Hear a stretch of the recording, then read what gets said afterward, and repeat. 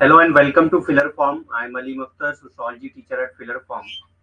तो हम लोगों ने कल यूनिट 2 कंप्लीट कर लिया है। आज हम लोग स्टार्ट करने वाले हैं यूनिट 3। उसमें सबसे पहले आज हम लोग स्टार्ट करेंगे बेसिक कॉन्सेप्ट्स। तो 2 मिनट वेट करते हैं, सारे लोग ज्वाइन कर लें, उसके बाद स्टार्ट करते हैं।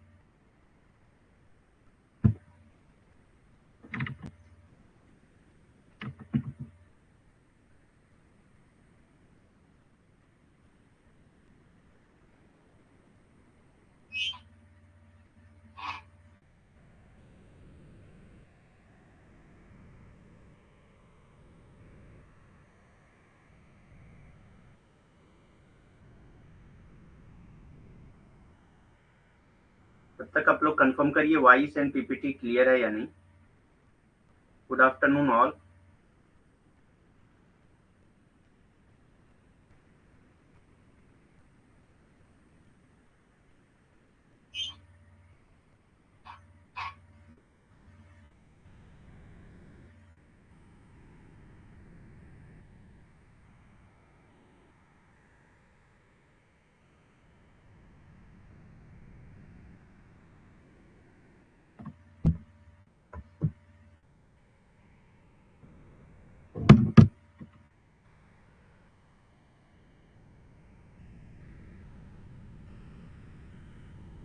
ठीक है, तो फिर स्टार्ट करते हैं।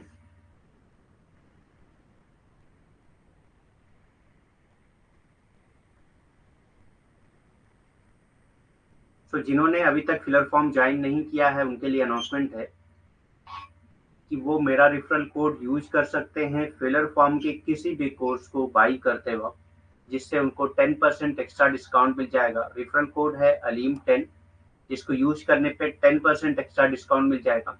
और ये रेफरल कोड फिलर फॉर्म के ऑल कोर्सेज पे एप्लीकेबल है। ऑल कोर्सेज पे एप्लीकेबल है। ठीक। हमारी डेली जो क्लासेस होती हैं वो 3 PM पे होती हैं। इन केस अगर 3 PM पे कोई क्लास नहीं हो पाती है तो वो क्लास 8 PM पे होती है। ठीक। तो स्टार्ट करते हैं आज एक नई यूनिट, सोशियोलॉजिकल कॉन्सेप्ट। इसमें सबसे पहले सोशियोलॉजिकल कॉन्सेप्ट सबसे पहले हम लोग इसमें स्टार्ट करेंगे। ठीक। तो देखते हैं कौन कौन से कॉन्सेप्ट हैं सोशियोलॉजी में। तो सबसे पहले स्टार्ट करते हैं सोशल स्ट्रक्चर।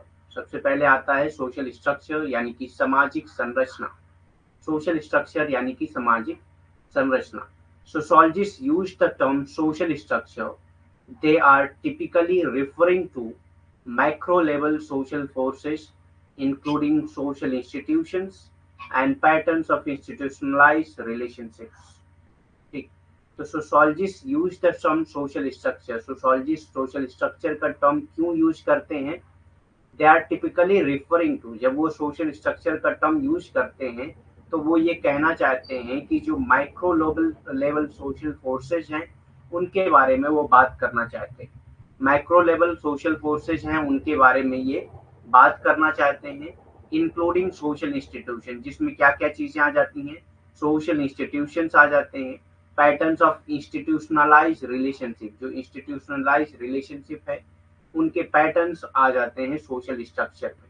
तो एक तरह से आप ये समझिए कि जब भी इंस्टीट्यूशन की बात होती है, जब भी पैटर्न्स ऑफ इंस्टीट्यूशनलाइज रिलेशनशिप की बात होती है, तो सोशोलॉजिस्ट इनको डिफाइन करने के लिए, इनको बताने के लिए सोशल स्ट्रक्चर का टर्म यूज करते हैं।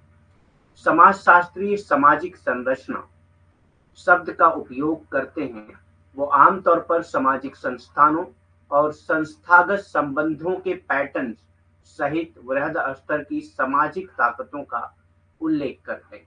यानी कि जब कोई भी समाजशास्त्री सामाजिक संरचना शब्द का इस्तेमाल करता है तो वो क्या कहना चाहता है? समाज में जो वृहद स्तर की सामाजिक ताकतें हैं उनके बारे में बताता है, जिसमें क्या क्या चीजें आ जाती हैं? जिसमें सामाजिक संस्थान आ जाते हैं, जिसमें संस्थागत संबंधों के पैटर्न्स आ जाते हैं। ये सारी चीजें बताने के लिए समाजशास्त्री हमेशा सामाजिक संरचना का शब्द इस्तेमाल करते हैं। Social structure is the organized set of social institution. Social structure क्या है? Organized set of social institution है, यानी कि सोशल इंस्टीट्यूशन का ऑर्गेनाइज्ड सेट क्या कहलाता है? सोशल स्ट्रक्चर कहलाता है।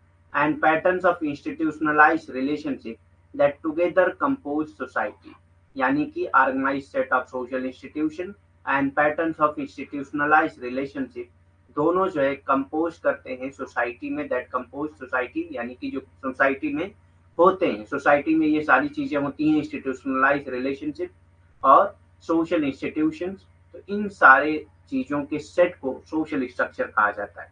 सामाजिक संरचना सामाजिक संस्थानों और सामाजिक संस्थागत संबंधों के पैटर्न का संगठित समूह है। तो सामाजिक संरचना क्या है, ये आप डेफिनेशन याद रखिएगा कि सामाजिक संस्थाओं और संस्थागत संबंधों के पैटर्न का संगठित समूह है सामाजिक संरचना, जो मिलकर समाज का निर्माण करते हैं, जो मिलकर क्या करते हैं? समाज का निर्माण करते हैं। ठीक। Social structure is both a product of social interaction and directly determines it. Social structure क्या है? Product of social interaction, social interaction का प्रोडक्ट है, यानी कि आप ये कह सकते हैं कि जो सोशल स्ट्रक्चर है वो सोशल इंटरेक्शन के जरिए बनता है। जो सोशल स्ट्रक्चर है वो किससे बनता है? सोशल इंटरेक्शन के जरिए बनता है। एंड डायरेक्टली डिटरमाइंस इट, और सोशल स्ट्रक्चर ही जो है वो सोशल इंटरेक्शन को डिटरमाइन करता है, यानी कि दोनों लोगों का प्रभाव एक तरफ एक दूसरे पे पड़ता है। सोशल इंटरेक्शन से सोशल स्ट्रक्चर बनता है और सोशल स्ट्रक्चर ही सोशल इंटरेक्शन को डिटरमाइन करता है।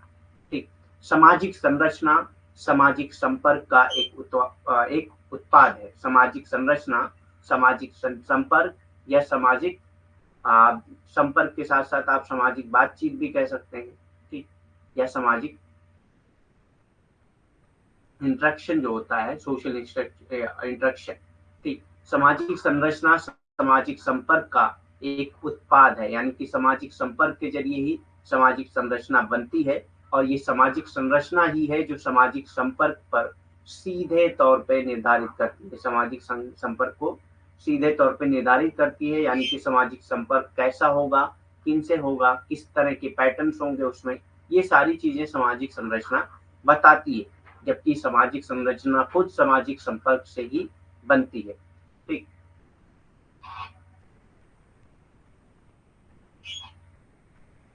उसके बाद आता है कल्चर, यानी कि संस्कृति।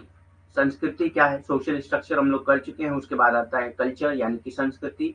हम लोग सोशियोलॉजिकल थ्योरी में जितने भी थिंकर्स को पढ़े हैं, बहुत सारे थिंकर्स ने कल्चर के बारे में बात किया है।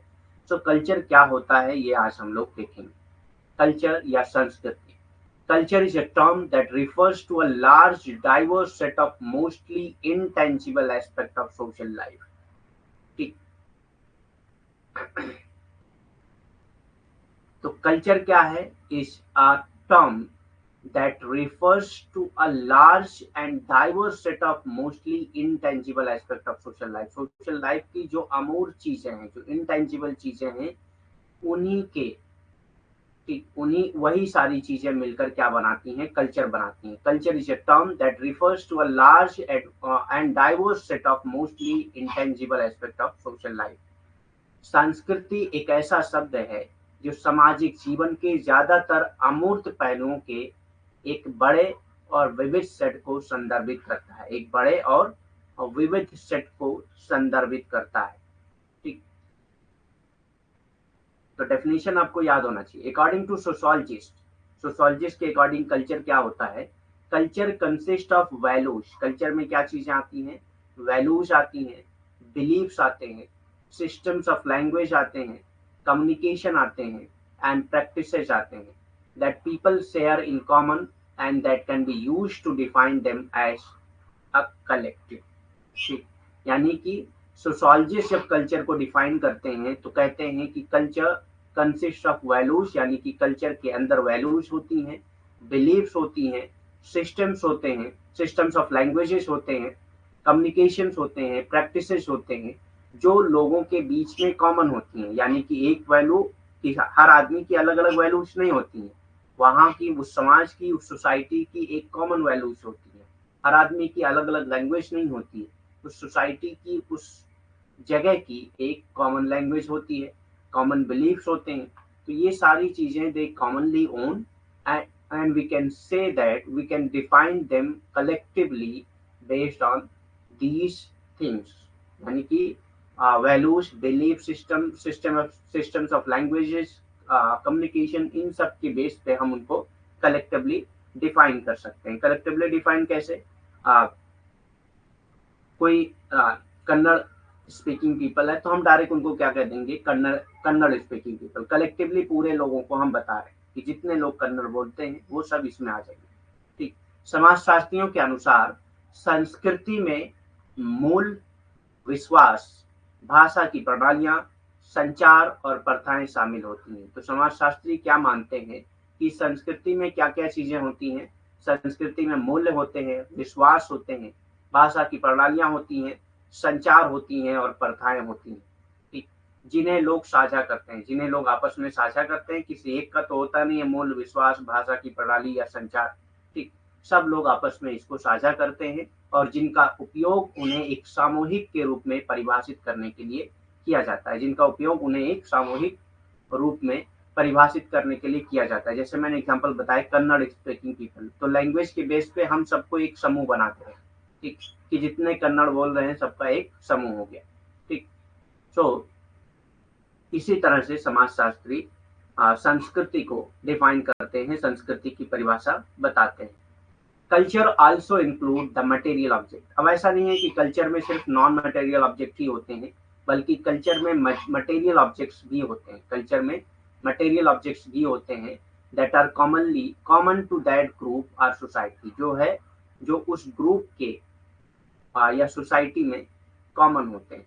ठीक। तो ऐसे मटेरियल्स जिनका इस्तेमाल, जिनको सारे लोग मानते हों, सारे लोगों के बीच में जो चीज कॉमन हो, वो भी क्या कहलाएगा? वो मटेरियल्स भी कल्चर कहलाएगा, वो मटेरियल भी कल्चर कहलाएगा। संस्कृति में भौतिक वस्तुएं भी शामिल हैं। संस्कृति में क्या है? भौतिक वस्तुएं भी शामिल होती हैं जो उस समूह का समाज के लिए समान होता है, जो उस समूह या समाज के लिए क्या है? समान होता है। तो ऐसी भौतिक वस्तुएं जो किसी समूह या समाज के लिए समान होता है, वो भी जो है संस्कृति में शामिल होती हैं। तो बहुत सारी चीजें ऐसी होती हैं जो हमारे कल्चर से जुड़ी हुई होती हैं। नहीं, अलग अलग डेफिनेशन है, हम लोग देखेंगे भी कुछ थिंकर को अभी कि कौन से थिंकर ने कल्चर की क्या डेफिनेशन दी है। जैसे मेलिनोस्की ने अलग डेफिनेशन दी है, रेडक्लिफ ब्राउन ने अलग डेफिनेशन दी है। तो इसी तरह से अलग अलग थिंकर्स ने अलग अलग डेफिनेशन दी है। वो सारे डेफिनेशन आपको पता होना चाहिए। ठीक। तो कुछ कीवर्ड्स होते हैं जिससे आपको पूरी पूरी डेफिनेशन नहीं याद करना होता है, कुछ कीवर्ड्स होते हैं उससे पता चल जाता है कि ये किसकी डेफिनेशन है। ठीक है, आगे हम लोग डेफिनेशन देखेंगे। Culture is distinct from social structure and economic aspect. Culture जो है वो अलग होता है social structure and economic aspect से। ठीक। Culture is distinct from social structure and economic aspects of society but it is connected to them. लेकिन ये जो है इससे कनेक्टेड होता है, ये इनसे अलग होता है। सोशल स्ट्रक्चर और कल्चर अलग है, इकोनॉमिक एस्पेक्ट ऑफ सोसाइटी और कल्चर अलग है, लेकिन ये उससे जुड़े हुए होते हैं। यानी कि सोशल स्ट्रक्चर भी कल्चर जो है सोशल स्ट्रक्चर से भी जुड़ा होता है और इकोनॉमिक एस्पेक्ट से भी जुड़ा होता है। Both continuously informing them and being informed bye them. यानी कि informing them and being informed bye them मतलब ये होता है कि दोनों लोगों का इन्फ्लुएंस एक दूसरे पे होता है। कल्चर का इन्फ्लुएंस स्ट्रक्चर और इकोनॉमिक एस्पेक्ट पे होता है और इकोनॉमिक एस्पेक्ट या स्ट्रक्चर का इन्फ्लुएंस कल्चर पे होता रहता है। ठीक। संस्कृति सामाजिक संरचना और समाज के आर्थिक पहलुओं से अलग होते हैं। संस्कृति जो है वो सामाजिक संरचना और समाज के जो आर्थिक पहलू हैं उससे अलग होते हैं, लेकिन उनसे जुड़े हुए होते हैं। ठीक। क्योंकि दोनों लगातार उन्हें सूचित कर रहे होते हैं और उनके द्वारा सूचित किए जा रहे होते हैं। ठीक। यानी कि संस्कृति का असर जो है वो सामाजिक और आर्थिक पहलू पर होता है, सामाजिक संरचना पर होता है और समाज के आर्थिक पहलुओं पर होता है, और सामाजिक संरचना और समाज के आर्थिक पहलुओं का असर संस्कृति पे भी होता है। ठीक।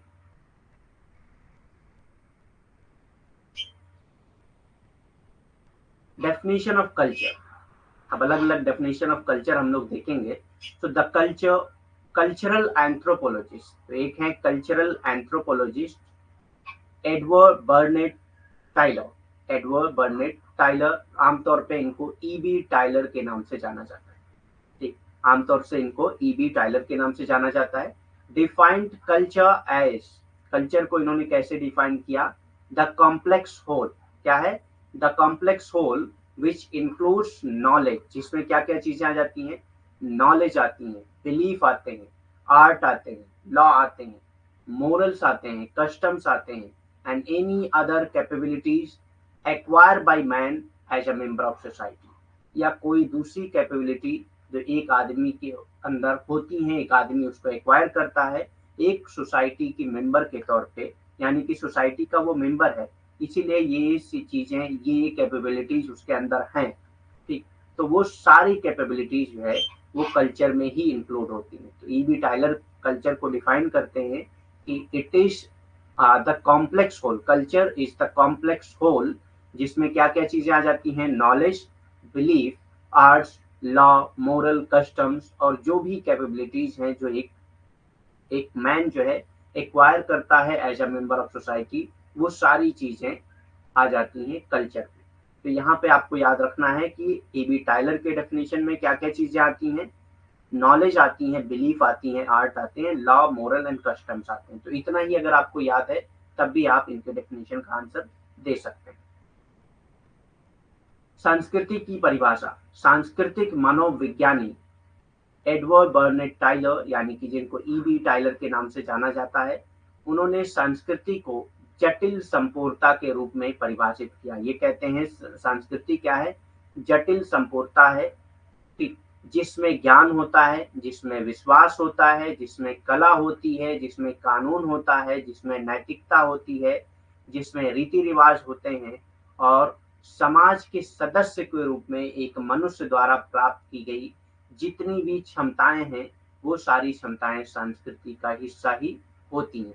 ठीक, तो आपको याद रखना है कि ईबी टाइलर ने जो परिभाषा बताई है संस्कृति में, उसमें आता है ज्ञान, विश्वास, कला, कानून, नैतिकता, रीति रिवाज, और समाज के रूप में मनुष्य के द्वारा प्राप्त की, समाज के सदस्य के रूप में मनुष्य के द्वारा प्राप्त की गई क्षमताएं।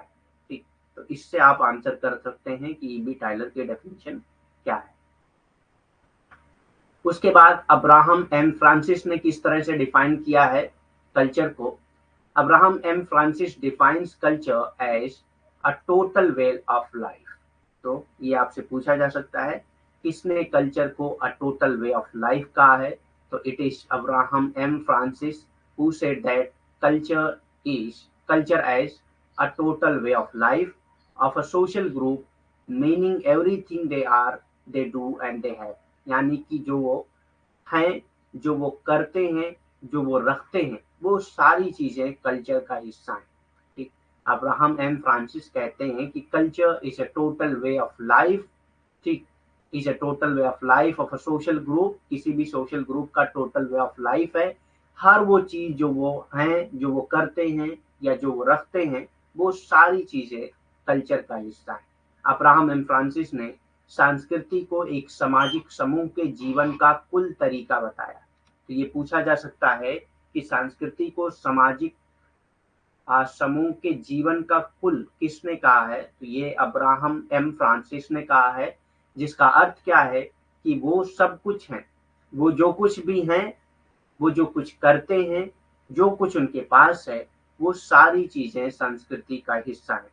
जो वो हैं, जो वो करते हैं, जो उनके पास है, वो सारी चीजें संस्कृति का हिस्सा है। ठीक, it is complex system that consists of beliefs, values, standard practices, language and technology shared by member of a social group। यानी कि क्या है? एक कॉम्प्लेक्स सिस्टम है कल्चर। एब्राहम एंड फ्रांसिस की डेफिनेशन है ये कि it is a complex system that consist of, जिसमें क्या क्या चीजें होती हैं? बिलीफ्स होते हैं, वैल्यूज होती हैं, स्टैंडर्ड प्रैक्टिस होती हैं, लैंग्वेज एंड टेक्नोलॉजी होती है, shared language and technology share by member of social group. एक सोशल ग्रुप के मेंबर के द्वारा जो शेयर की गई टेक्नोलॉजीज हैं, लैंग्वेज है, प्रैक्टिसेस हैं, वैल्यूज हैं, स्टैंडर्ड है, बिलीफ है, ये सारी चीजें कल्चर का हिस्सा है। तो अब्राहम एम फ्रांसिस में आपको it is a total way of life याद रखना है, बाकी डेफिनेशन याद करने की उतनी जरूरत नहीं। ये एक जटिल प्रणाली है जिसमें एक सामाजिक समूह के सदस्यों द्वारा साझा किए गए विश्वास, मूल मानक, अभ्यास, भाषा और तकनीक शामिल है। यानी कि संस्कृति क्या है? एक जटिल प्रणाली है जिसमें एक सामाजिक समूह के सदस्यों द्वारा साझा किए गए, जिसमें जो समाज के सदस्य हैं उनके द्वारा साझा किए गए विश्वास शामिल होते हैं, उनके द्वारा साझा किए गए मूल्य शामिल होते हैं, उनके द्वारा साझा किए गए मानक शामिल होते हैं, उनके द्वारा साझा किए गए अभ्यास शामिल होते हैं, भाषा शामिल होती हैं और तकनीक शामिल होती है। तो ये सारी चीजें संस्कृति का ही हिस्सा होती हैं। रॉल्फ लिंटन किस तरह से कल्चर को डिफाइन करते हैं? तो रॉल्फ लिंटन कहते हैं a culture is an organised group of learned responses. तो ये इनका कीवर्ड्स है, आप ये याद रखिएगा। Culture is an organised group of learned responses characteristics of a particular society. Learned responses characteristics of a society. Culture क्या है? A culture is an organized group of learned responses and characteristics of particular society. Ralph Linton कहते हैं कि संस्कृति किसी विशेष समाज की सीखी हुई प्रतिक्रियाओं या एक संगठित समूह है, या तो समाज के द्वारा सीखी गई प्रतिक्रियाएं हैं या संगठित समूह है। ठीक। जेम्स स्पार्डले कैसे डिफाइन करते हैं कल्चर को? Culture is the acquired knowledge. तो ये आप डेफिनेशन की कीवर्ड्स रख सकते हैं। एक्वायर्ड नॉलेज, एक्वायर्ड नॉलेज किस में आता है? नॉलेज अगर सिर्फ है तो ये ईवी टाइलर में आता है। एक्वायर्ड नॉलेज है तो जेम्स स्पार्डली में आता है। ठीक।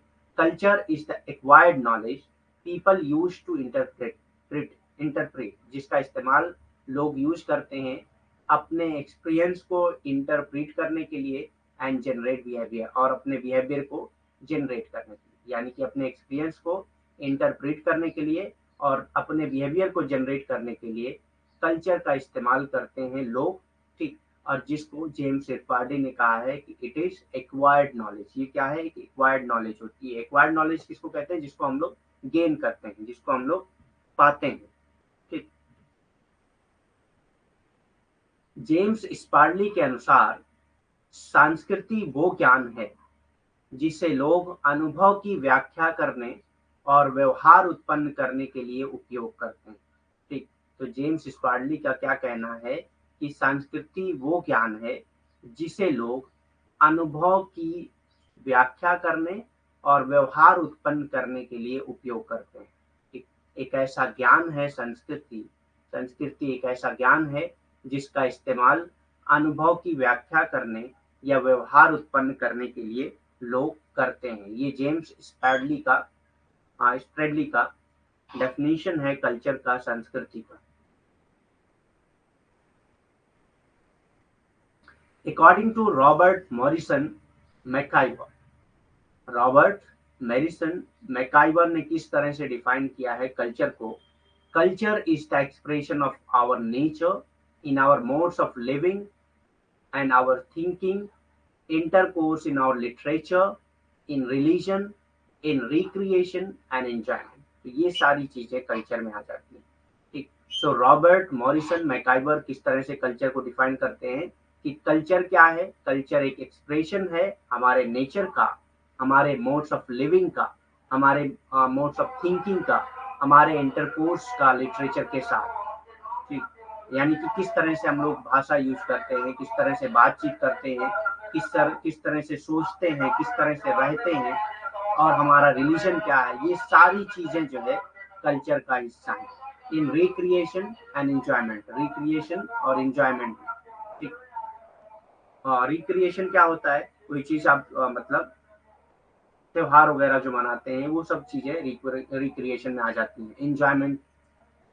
रॉबर्ट मॉरिसन मैकाइवर के अनुसार संस्कृति हमारे रहन सहन, हमारे सोचने के तरीके, हमारी प्रकृति की अभिव्यक्ति है। ठीक। तो संस्कृति क्या है?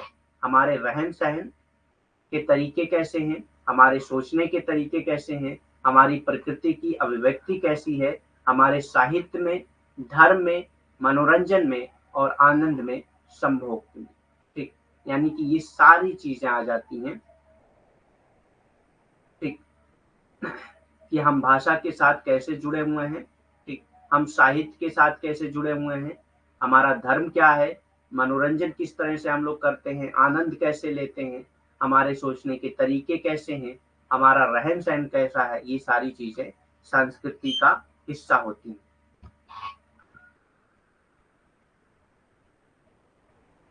In the opinion of H T Majumdar ने कैसे डिफाइन किया है कल्चर को, एच.टी. मजमूदार ने कैसे डिफाइन किया है कल्चर को, culture is the sum total of human achievement. तो ये खाली इतना आप अगर कीवर्ड्स याद रखें, sum total of total achievement, sum total of human achievement. ठीक, culture is the sum total of human achievement, तो ये कीवर्ड है मजमूदार का।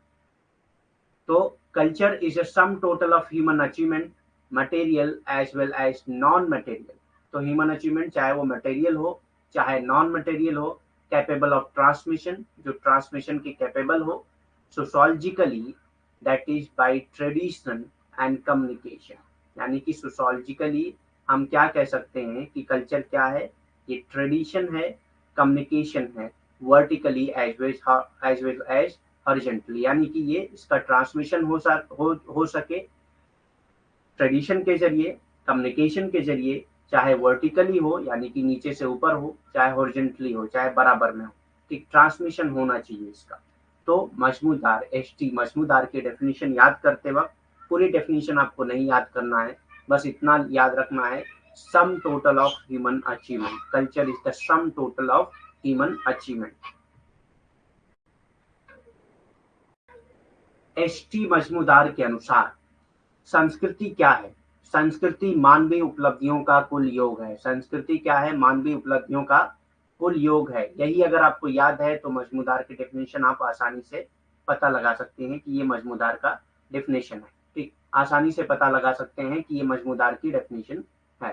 ठीक, तो एच.टी. मजमूदार के अनुसार संस्कृति मानवीय उपलब्धियों का कुल योग है, सामग्री के साथ साथ गैर भौतिक, भौतिक के साथ साथ गैर भौतिक कह सकते हैं। ठीक, भौतिक के साथ साथ गैर भौतिक, जो प्रसारण के लिए सक्षम हो, प्रसारण के लिए सक्षम हो, यानी कि जिसका प्रसारण किया जा सकता हो, ऐसी भौतिक और गैर भौतिक वस्तुएं जिसका प्रसारण किया जा सकता हो सामाजिक रूप से, जिसका प्रसारण किया जा सकता हो सामाजिक रूप से। यानी कि क्या मतलब है कि सामाजिक रूप से, सामाजिक रूप से का क्या मतलब है कि सामाजिक रूप से प्रसारण किया जा सकता हो। ठीक, परंपरा और संचार द्वारा, यानी कि परंपरा और संचार द्वारा इन सब चीजों का, भौतिक और गैर भौतिक सामग्रियों का प्रसारण सक्षम हो। ठीक, इसके द्वारा परंपरा और संचार द्वारा लंबवत और साथ ही शैक्षिक रूप से, ठीक, चाहे वो लंबवत तरीके से प्रसारण हो रहा हो यानी कि नीचे से ऊपर की तरफ हो रहा हो, चाहे बराबरी पे हो रहा हो, क्षैतिज रूप से। ठीक, तो ये एच.टी. मजमूदार की डेफिनेशन है, परिभाषा है कल्चर की। हालांकि आपको सिर्फ इतना ही याद रखना है कि संस्कृति मानवीय उपलब्धियों का कुल योग है, क्योंकि ये डेफिनेशन में आता है मजमूदार की, ये एच.टी. मजमूदार के डेफिनेशन में ये चीजें आती हैं।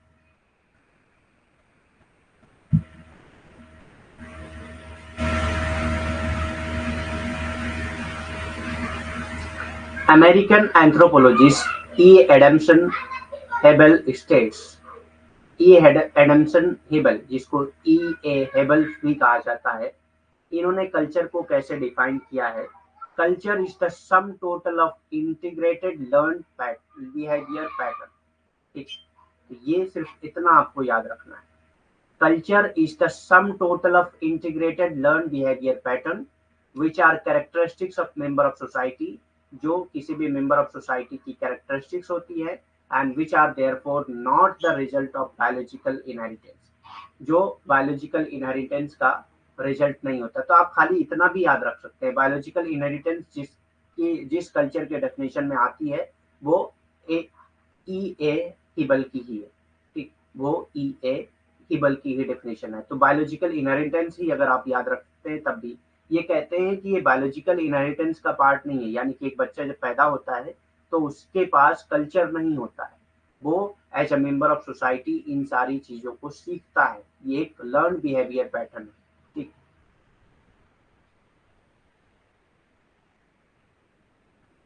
अमेरिकी मानव विज्ञानी ई एडमसन हेबल कहते हैं संस्कृति एकीकृत सीखे हुए व्यवहार पैटर्न का कुल योग है। संस्कृति क्या है? एकीकृत सीखे हुए व्यवहार पैटर्न का कुल योग है, जो एक समाज के सदस्यों की विशेषता है। संस्कृति क्या है? किसी भी समाज के सदस्यों की विशेषता है, और जो इसलिए जैविक विरासत का परिणाम नहीं है।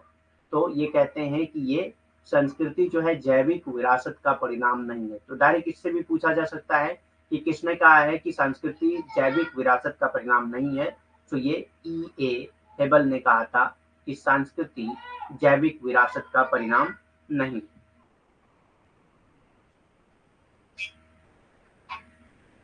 ब्रोनिस्लाव मेलिनोव्स्की कैसे डिफाइन करते हैं कल्चर को? ब्रोनिस्लाव मेलिनोव्स्की कैसे डिफाइन करते हैं कल्चर को? Defines culture as the handiwork. ठीक। तो अगर सिर्फ आप हैंडी वॉक ही याद रखें ना, या आर्टिफैक्ट्स याद रखें, हैंडी वॉक या आर्टिफैक्ट, तो ये मेलिनोव्स्की के डेफिनेशन आ जाती है कल्चर, आर्टिफैक्ट या हैंडी वॉक। ठीक। Definition: culture as the handiwork of man and medium through which he achieve his end. ठीक। तो एक आदमी का जो हैंडी वॉक है और वो मीडियम जिसके जरिए वो अपने एंड को अचीव करता है, वो सारी चीजें कल्चर का पार्ट है। ब्रोनिस्लाव मेलिनोव्स्की ने संस्कृति को मनुष्य की करतूत।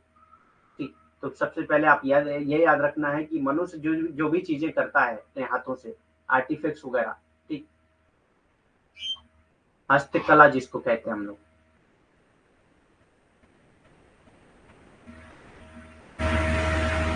हस्तकला है या हस्तकला है, हस्त है शायद ना, हस्तकला जिसको कहते हैं। ठीक।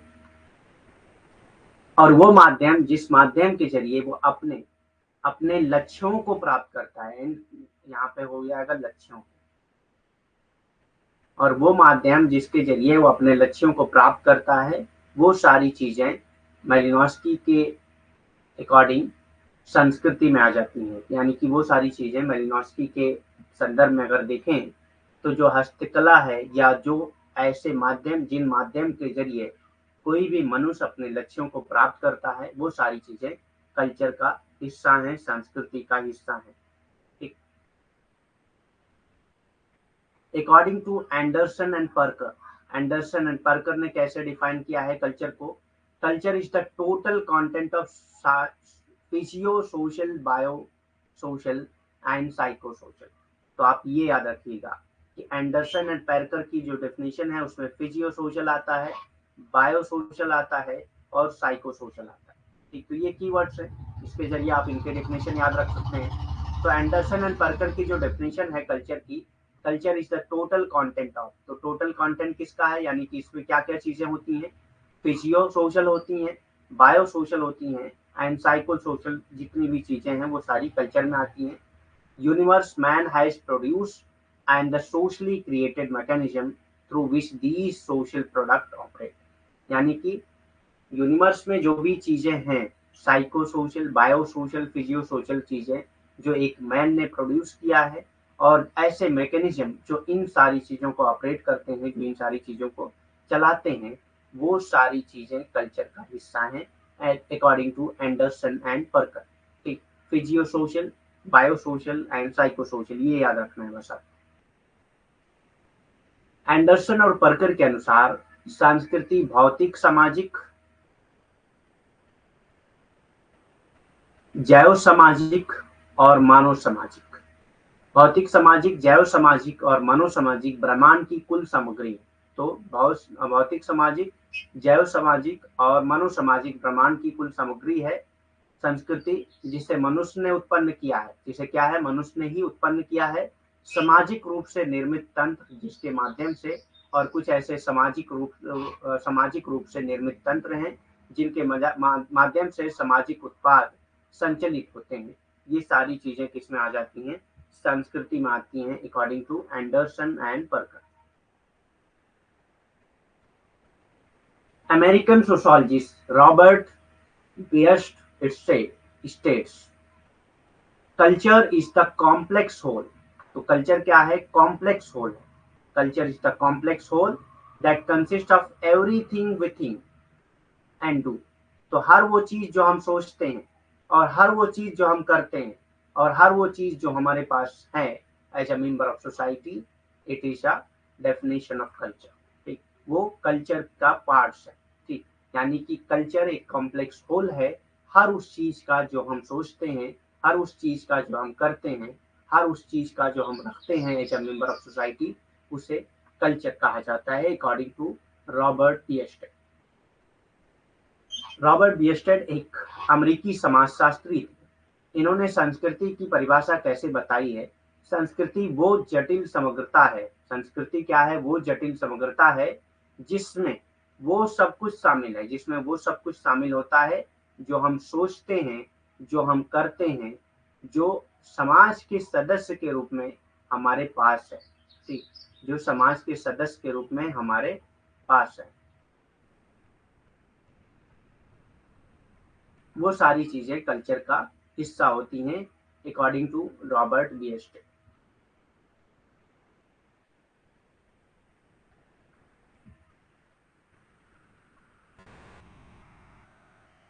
Three component of culture. संस्कृति के तीन घटक कौन कौन से हैं? तो cognitive component, material component and normative component. तो ये याद रखिएगा, कल्चर के तीन कंपोनेंट हैं, cognitive, material and normative. CMN, cognitive, material and normative.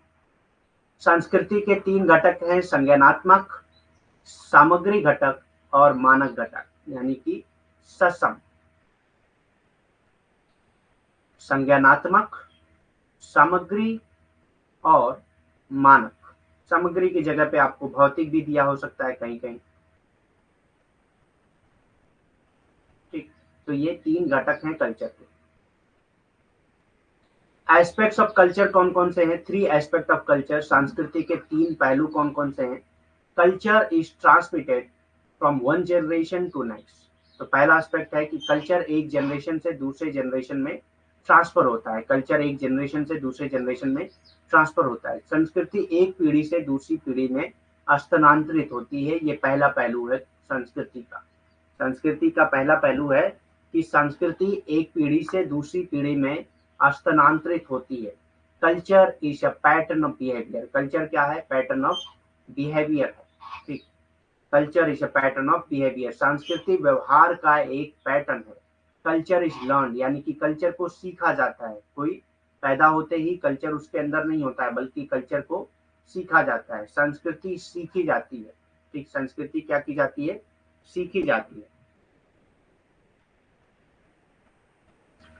Next आता है एकल्चरेशन। एकल्चरेशन इन प्रेजेंट डे में एकल्चरेशन क्या होता है?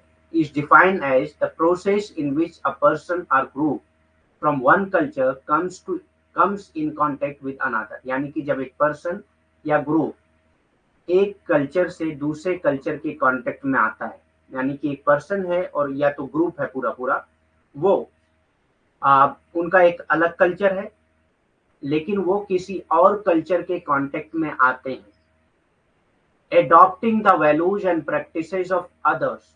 ठीक, तो वो क्या करते हैं कि कुछ दूसरे कल्चर की वैल्यूज और प्रैक्टिसेस को एडॉप्ट कर लेते हैं, while still retaining their own distinct identity.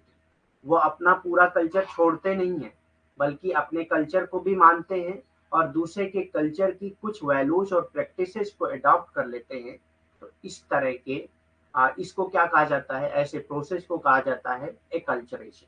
जब कोई इंडिविजुअल या ग्रुप अपने कल्चर को छोड़ता नहीं है, बल्कि दूसरे के कल्चर के कॉन्सेप्ट कॉन्टेक्ट में आकर उनके कुछ वैल्यूज और बिहेवियर को सीख लेता है, उनके कुछ वैल्यूज और प्रैक्टिसेस को सीख लेता है, तो इसको एकल्चरेशन कहा जाता है।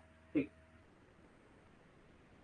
जैसे कोई हिंदू कल्चर से बिलोंग करता है या हिंदू सोसाइटी में है, तो हिंदू के अलग कल्चर होंगे। ठीक, अगर वो कहीं पे जा रहा है, बाहर रह रहा है, तो क्रिश्चियन लोगों के साथ रह रहा है मान लेते हैं। ठीक, तो इनके कुछ वैल्यूज, कुछ प्रैक्टिसेस हो सकता है इनके अंदर आ जाए, लेकिन जरूरी थोड़ी है कि अपने हिंदू कल्चर को छोड़ दिया। तो अगर ये अपने हिंदू कल्चर को साथ में रख रहा है, ठीक, और क्रिश्चियनिटी के कुछ वैल्यूज और प्रैक्टिसेस को अपना ले रहा है, तो ये क्या कहलाएगा, एक कल्चरेशन कहलाएगा। या एक सोसाइटी में कोई रह रहा है, वहाँ का कोई कल्चर है, अब वो दूसरे सोसाइटी में जाता है, वहाँ का अलग कल्चर है, लेकिन ये अपने कल्चर को छोड़ता नहीं है, लेकिन दूसरे कल्चर के कुछ वैल्यूज और प्रैक्टिसेस को एडॉप्ट कर लेता है, तो इसको एकल्चरेशन कहा जाता है। सांस्कृतिक संक्रमण क्या है? सांस्कृतिकरण वर्तमान दिनों में उस प्रक्रिया के रूप में परिभाषित किया जाता है। तो आजकल जो है इसको माना जाता है कि एक ऐसी प्रक्रिया है जिसमें एक संस्कृति का एक व्यक्ति या समूह, यानी कि एक संस्कृति के मानने वाला कोई एक व्यक्ति या समूह दूसरी संस्कृति के संपर्क में आता है, लेकिन वो अपनी संस्कृति को ना छोड़ते हुए दूसरी संस्कृति के मूल्यों और प्रथाओं को अपना लेता है, तो इसको क्या कहा जाता है, संस्कृति संक्रमण। ठीक, दूसरी संस्कृति के मूल्यों और प्रथाओं को अपनाते हुए अपनी अलग पहचान बनाए रखता है, यानी कि अपने कल्चर को बनाए रखता है, तो इसको संस्कृति संक्रमण कहा जाता है। ठीक, नेक्स्ट आता है एनकल्चरेशन, संस्कृतिकरण, the process which an individual learns the traditional content of a culture, यानी कि कल्चर के सीखने के प्रोसेस को एनकल्चरेशन कहा जाता है। कल्चर के सीखने के प्रोसेस को एनकल्चरेशन कहा जाता है, सिंपल है। एनकल्चरेशन को कभी कभी सोशलाइजेशन भी कहा जाता है, क्योंकि सोशलाइजेशन में हम लोग वैल्यूज बिलीफ प्रैक्टिसेस यही सारी चीजें सीखते हैं। तो एनकल्चरेशन यानी कि कल्चर को सीखना, और एनकल्चरेशन की जगह पे कभी कभी सोशलाइजेशन टर्म भी यूज होता है। संस्कृतिकरण की जगह पे कहीं कहीं समाजीकरण का शब्द भी इस्तेमाल होता है, क्योंकि दोनों का मतलब सेम है। एनकल्चरेशन मतलब कल्चर को सीखना, संस्कृतिकरण मतलब संस्कृति को अपनाना, उसको सीखना। ठीक, तो the process by which an individual learns the traditional content of a culture and assimilates its practices and values, उसकी प्रैक्टिसेस और वैल्यूज को असिमिलेट्स कर लेता है अपने अंदर, तो उसको एनकल्चरेशन कहा जाता है।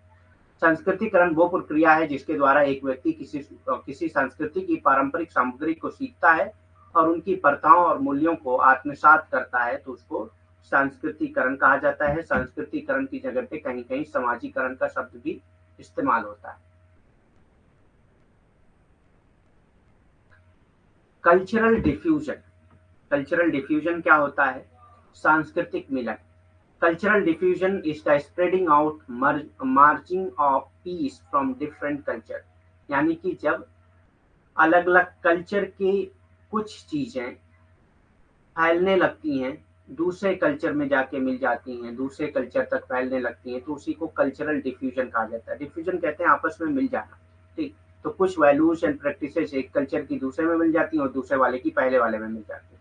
सांस्कृतिक मिलन क्या है? सांस्कृतिक प्रसार, विभिन्न संस्कृतियों के टुकड़ों का प्रसार और विलय है, यानी कि जो विभिन्न संस्कृतियों के जो अलग अलग पार्ट्स हैं उनका प्रसार और विलय जो है क्या कहलाता है? सांस्कृतिक मिलन कहलाता है।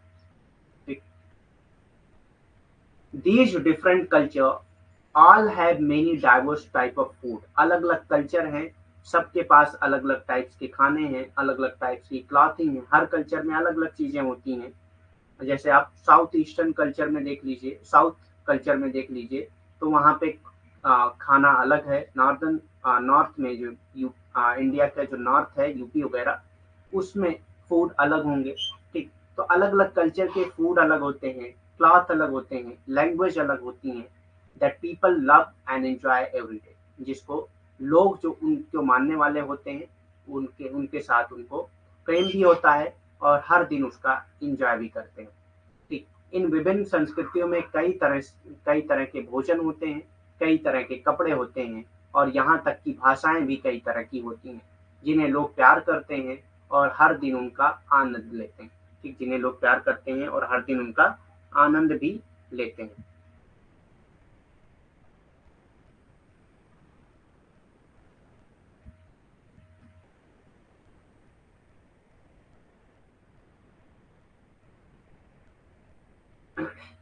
Four types of cultural diffusion, चार तरह के कल्चरल डिफ्यूजन कौन कौन से हैं? चार प्रकार के सांस्कृतिक प्रसार कौन कौन से हैं?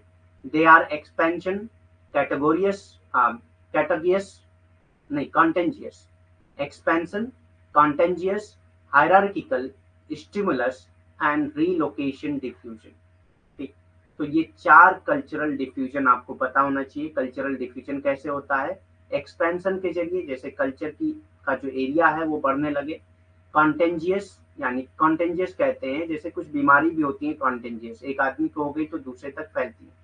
तो एक आदमी का कल्चर अलग था, दूसरा उसके साथ रहने लगा, तो इसका कल्चर जो है इसके अंदर भी आ गया, तो इसको कंटेंजियस कहा जाता है।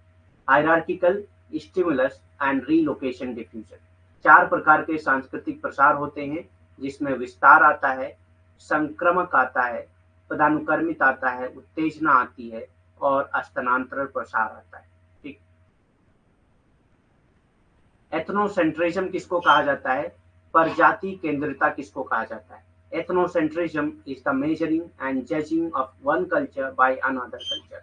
जब एक कल्चर दूसरे कल्चर को जज करता है, मेजर करता है, तो उसको एथनोसेंट्रिज्म कहा जाता है।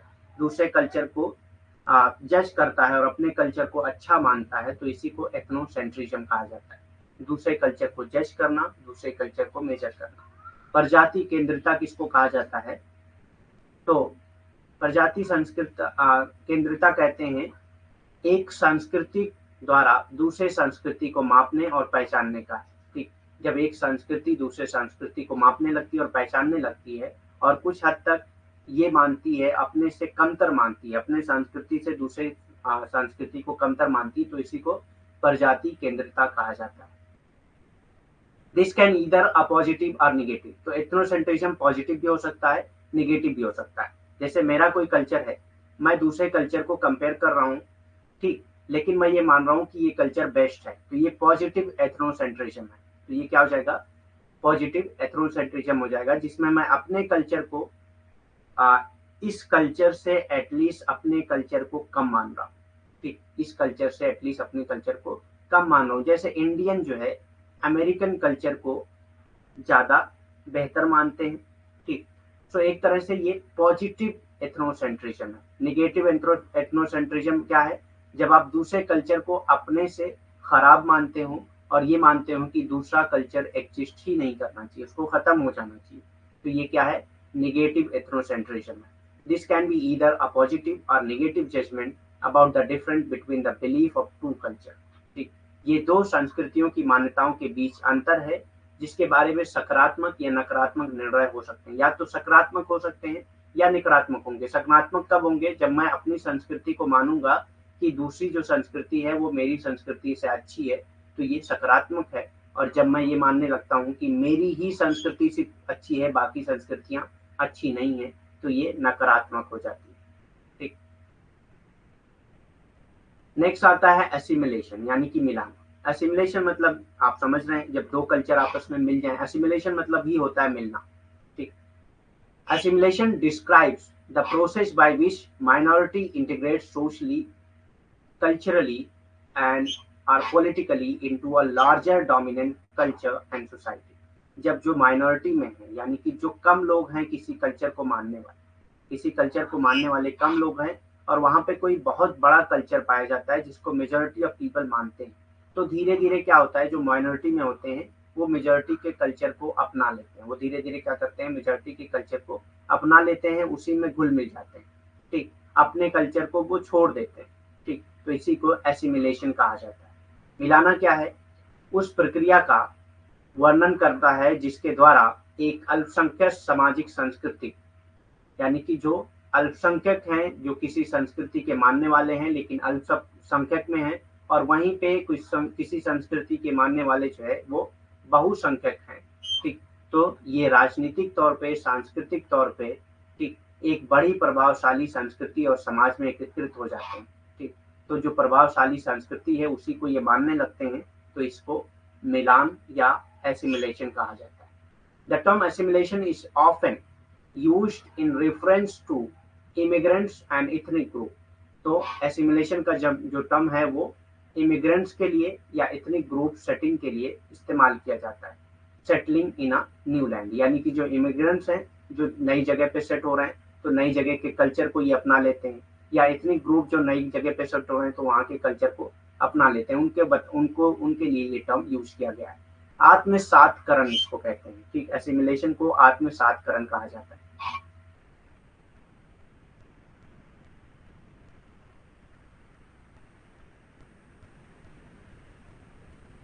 शब्द का प्रयोग अक्सर नई भूमि में बसने वाले अप्रवासियों और जातीय समूह के संदर्भ से किया जाता है। यानी कि जो नई जगह पे जाके बसते हैं, अप्रवासी हैं या जातीय समूह हैं, ठीक, तो वहीं पे जहाँ पे वो बसते हैं वहीं के कल्चर को आत्मसात कर लेते हैं, इसीलिए इसको आत्मसातकरण कहा जाता है। ठीक, तो आज के लिए इतना ही। आपका टाइम भी हो गया होगा क्लास का। और भी कोई क्वेश्चन है तो कर सकते हैं आप। Anything you can ask.